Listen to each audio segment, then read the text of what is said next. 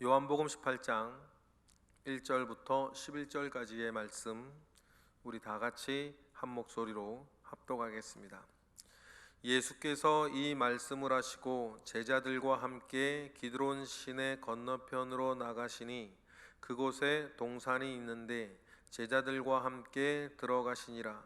그곳은 가끔 예수께서 제자들과 모이시는 곳이므로 예수를 파는 유다도 그곳을 알더라. 유다가 군대와 대제사장들과 바리새인들에게 얻은 아랫사람들을 데리고 등과 횃불과 무기를 가지고 그리로 오는지라.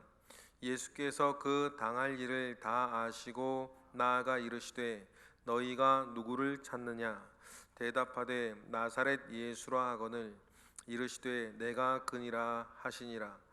그를 파는 유다도 그들과 함께 섰더라. 예수께서 그들에게 내가 그니라 하실 때에 그들이 물러가사 땅에 엎드러지는지라. 이에 다시 누구를 찾느냐고 물으신데 그들이 말하되 나사렛 예수라 하거늘 예수께서 대답하시되 너희에게 내가 그니라 하였으니 나를 찾거든 이 사람들이 가는 것은 용납하라 하시니 이에 아버지께서 내게 주신 자 중에서 하나도 잃지 아니하였사옵나이다 하신 말씀을 응하게 하려 함이로라. 이에 시몬 베드로가 칼을 가졌는데 그것을 빼어 대제사장의 종을 쳐서 오른편 귀를 베어버리니 그 종의 이름은 말고라. 예수께서 베드로더러 이르시되 칼을 칼집에 꽂으라. 아버지께서 주신 잔을 내가 마시지 아니하겠느냐 하시니라. 아멘. 본격적인 십자가의 고난의 시작이 되는 장면을 우리가 지금 읽었습니다. 요한이 회상을 하는 것이죠. 요한은 이 모든 과정들을 예수의 고난은 예수께서 영광의 보좌에 오르시는 길의 시작이다. 요한은 그렇게 회상을 하고 있습니다. 그리고 그 과정을 설명하는데 그 과정을 설명하는 중에 오늘 본문에서 우리가 기억하는 것은 겟셀마네 동산에서 주님이 기도하셨던 것들은 요한은 기록하지 않았어요. 그 대신에 대제사장의 기도를 요한은 기록하였습니다. 요한의 기억 가운데에는 겟셀마네 동산에서 하신 기도, 기도 내용이 다르진 않을 거라고 보는데 겟셀마네 동산에서 하신 기도보다는 그 직전에 대제사장의 기도를 우리가 기억하는 것이 더 좋겠다. 요한은 그렇게 생각한 것 같습니다. 어디서 하셨을까? 이미 마가다락방을 나왔고 오늘 본문 1절에 이 말씀, 그 고별 기도까지 하신 뒤에 기드론 시내를 건너서 감남산의 겟셀마네 동산으로 가셨다고 한다면 고별 설교와 특별히 고별 기도는 어디서 하셨을까? 이것이 우리의 어떤 궁금증이기도 하겠죠. 세 가지 견해들이 있는데 주님께서 가자 하시고는 그 집에서 계속 그 말씀을 하셨다 이렇게 생각할 수 있는 부분들이 있겠고, 가는 길에 그렇게 말씀하셨다 이렇게 우리가 생각할 수도 있겠고, 그럴 수도 있고 이럴 수도 있는데 제 개인적으로는 세 번째 의견이 가장 합당하지 않겠는가 생각을 하는데, 마가의 다락방에서 기드론 시내를 건너서 감람산 겟셀마네 동산으로 가려면 꼭 지나가야 되는 것이 있는데 성전을 나가기 직전에 성전산이 있어요. 성전산 그 위에서 가시는 길에 성전산에서 성전 그 산에서 그 제자들과 함께 고별 설교와 또 고별 기도를 하시고 그럼 바로 이제 예루살렘 성을 나가게 되시거든요. 그렇게 되시면 오늘 1절의 말씀과 자연스럽게 이어지지 않겠는가 그런 추측을 해봅니다.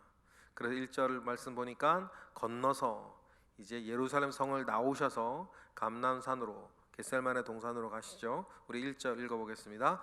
예수께서 이 말씀을 하시고 제자들과 함께 기드론 시내 건너편으로 나가시니 그곳에 동산이 있는데 제자들과 함께 들어가시니라. 근데 그곳은 2절 같은 곳이었어요. 2절 읽어보겠습니다. 그곳은 가끔 예수께서 제자들과 모이시는 곳이므로 예수를 파는 유다도 그것을 알더라. 그래서 제자들과 더불어서 가룟 유다도 알고 있는 것, 그 동산이니까 주님께서 뭐 산에서 뭐 하시겠어요? 우리가 늘 성경 여기저기에서 볼 수 있는 것처럼 주님은 한적한 곳에 늘 가셔서 늘 기도하시는 것을 습관으로 늘 가지고 계셨던 분이었던 것을 우리가 기억을 하고, 제자들과 함께 늘 가시던 곳이었다라고 하는 것을 보면 주님께서 기도하시던 산기도처였다라고 하는 것을 우리 추측할 수가 있죠. 우리 뭐 산기도를 예전에 가보신 분들 있으시겠지만 꼭 내가 기도하던 곳으로 산에서도 꼭 기도하던 곳으로 가게 되는 것을 알게 됩니다. 뭐 집에서 기도할 수 있고 교회에서 기도할 수 있는데 산에 가서 기도하면 또 특별한 또 은혜가 또 뭐라 그럴까요? 특별한 분위기 속에서 할 수 있는 그런 것들이 있었기 때문에 아마 주님도 산에 가셔서 늘 기도하던 산 기도처가 있었다라는 것을 우리는 알 수 있습니다. 그런데 그렇게 기도하실 때 유다는 이제 오고 있죠. 요한은 겟세마네 동산에서 주님이 뭐 돌 던질 만한 거리로 가셔서 거기서 기도하시고 제자들에게 내가 죽게 되었으니 나를 위해 기도해 달라 하시는데 제자들의 눈에 피곤이 가득하여서 기도하지 못하고 졸고 있고, 그래서 주님 가서 깨우시는 그런 장면들이 좀 몇 번 있었죠. 그런 것들을 유다는 쏙 빼요. 유다는 뭐 그게 중요하다고 생각하지 않은 것 같아요. 그것보다는 주님께서 하셨던 기도의 내용들에 요한은 더 집중해서 말씀을 기록하고 있습니다. 그때 유다가 예수님이 계신 곳으로 예수님을 잡으러 오는데, 오늘 3절에 보니까 유다가 올 때에 대제사장의 경비병들, 그 성전이나 대제사장 집을 지키는 경비병들 외에 군대가 같이 왔다 그래요. 이 군대라고 하는 단어 스페이란이라고 하는 단어인데, 이 스페이란이라고 한 단어는 늘 로마의 군대를 이야기할 때 쓰이는 단어고 600명 정도 단위되는 군대를 얘기를 해요. 그러니까 이제 아마 혹시 일어날 수도 모르는 불상사를 대비해서 대제사장 측에서 빌라도에게 군대를 청해서 로마 군대 협조를 받아서 600명 가량, 600여 명 이상이 예수님을 체포하러 왔다는 것을 우리는 좀 기억하시면서 우리 3절을 읽어보겠습니다. 시작. 유다가 군대와 대제사장들과 바리새인들에게서 얻은 아랫사람들을 데리고 등과 횃불과 무기를 가지고 그리로 오는지라. 찾아 헤맸다는 말이 없습니다. 찾아 헤매지 않았어요. 예수님을 찾아 헤매지 않았죠. 가룟 유다는 알았어요. 이 시간이면 마가다락방을 들렸다고 왔는지 어떻게 했는지 잘 모르겠고, 그건 성경에 안 나오니까 어쨌든 마가다락방에 들렸으면 바로 들렸다 왔을 수도 있고, 아니면 이 시간이면 늘 거기 계실 거다 바로 왔을 수도 있는데, 뭐 들렸다 온 가능성이 뭐 우리가 상식적으로 더 크겠죠. 어쨌든 찾아 헤매지 않고 그 600명이 넘는 군대들을 데리고 가룟 유다는 왔습니다. 그리고는 예수님께서는 이 모든 걸 다 아시고, 4절에도 물론 그 아시고가 나오죠. 4절 읽어보겠습니다. 예수께서 그 당할 일을 다 아시고 나아가 이르시되 너희가 누구를 찾느냐 물으세요. 다 아시고 뭐 이런 이야기들이 계속 있는 것, 그리고 우리가 읽은 28장 1에서부터 11절의 모든 내용들을 보면 우리가 꼭 기억할 것이 하나 있는데, 예수님께서 모든 상황들을 다 지금 관리하고 계시는 거예요. 예수님께서 모든 상황을 지금 통제하고 계시는 거죠. 우리가 기억할 것은 예수님께서 힘이 없으셔서 어쩔 수 없이 체포되어 잡혀가시는 것이 아니에요. 모든 것을 다 십자가의 길로 가시는 그 모든 것들을 주님이 다 통제하시죠. 모든 상황을 주님 스스로 관리하시고 스스로 걸어가시는 것을 우리는 읽으실 필요가 있습니다. 너희가 누구를 찾느냐라고 얘기하실 때에 유다도 함께 있었고 내가 그니라 나사렛 예수를 찾는다라고 말하니 내가 그니라라고 대답할 때 그 600명이 넘는 군대가 육절처럼 되었다라고 요한은 기억해요. 6절 읽어보겠습니다. 시작. 예수께서 그들에게 내가 그니라 하실 때에 그들이 물러가서 땅에 엎드러지니라. 그러니까 600명이 넘는 군대가 내가 그다라고 얘기하시는 주님의 말씀과 그 주님의 권위에 눌려서, 그 힘과 권위에 눌려서 그들이 물러가서 엎드러질 정도의 권위와 힘이 주님께 있었다. 그러니 주님께서 힘이 없거나 뭐 어쩔 수 없어서 붙잡혀 가신 것이 아니라는 것을 요한은 특별히 강조하고 있는 것입니다. 그때 7절에 다시 예수님께서 누구를 찾냐 물으실 때에 다시 내가 그다고 얘기하시고, 그런 분위기 속에서 그런 분위기가 있으니까 8절처럼 말할 수 있는 것이고, 또한 8절의 말을 들어주는 거겠죠. 잔당들을 소탕하러 갈 때 놔주지 않을 것 아닙니까? 왜냐하면 예수님이 돌아가신 이후에도 그 잔당들을 소탕하기 위해서 막 수색을 벌였으니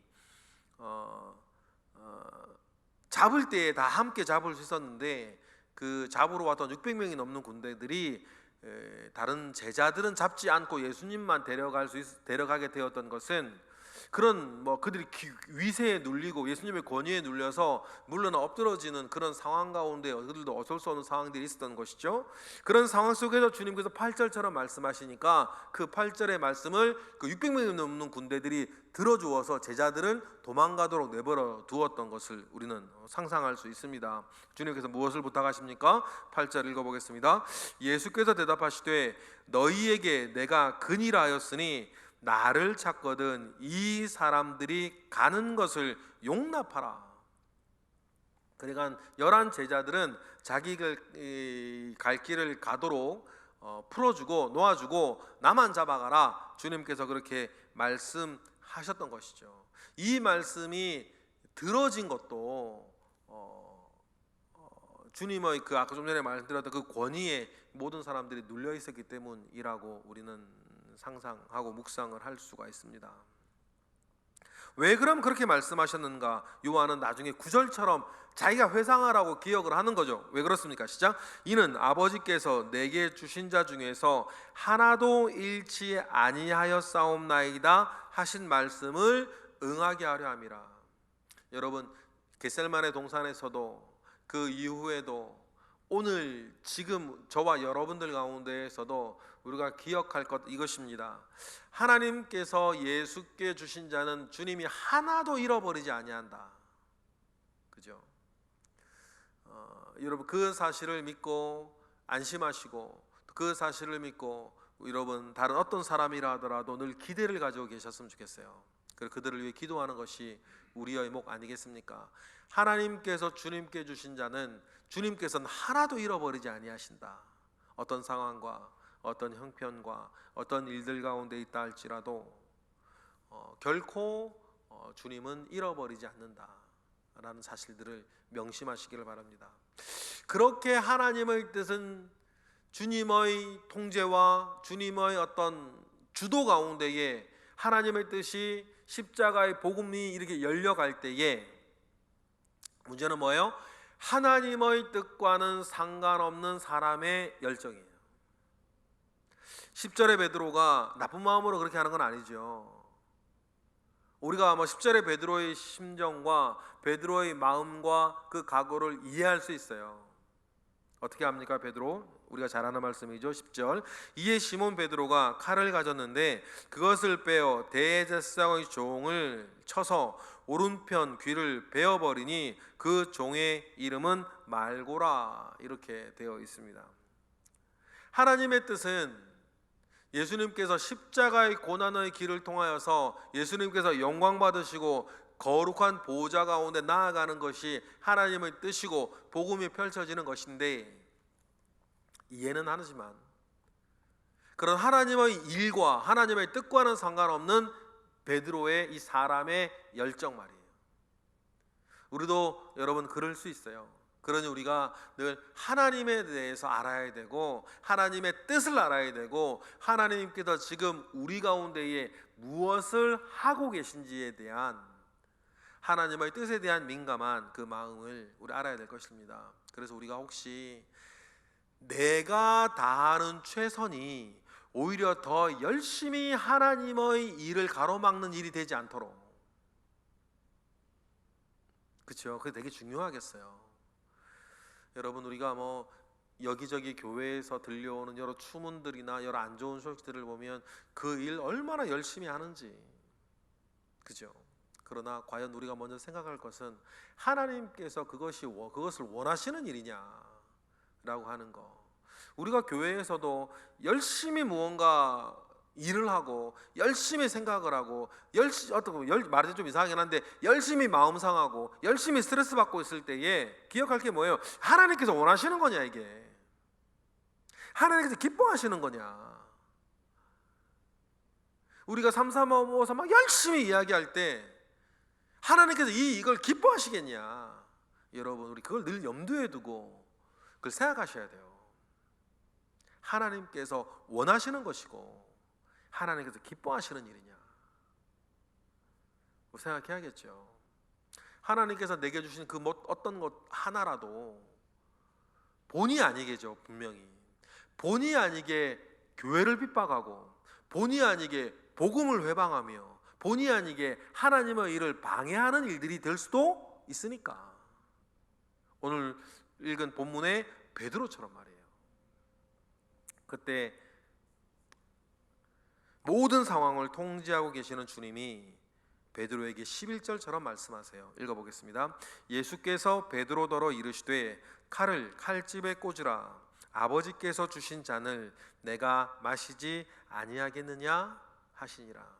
아버지께서 나에게 주시는 이 잔을 내가 마셔야겠다, 그렇게 주님 말씀하세요.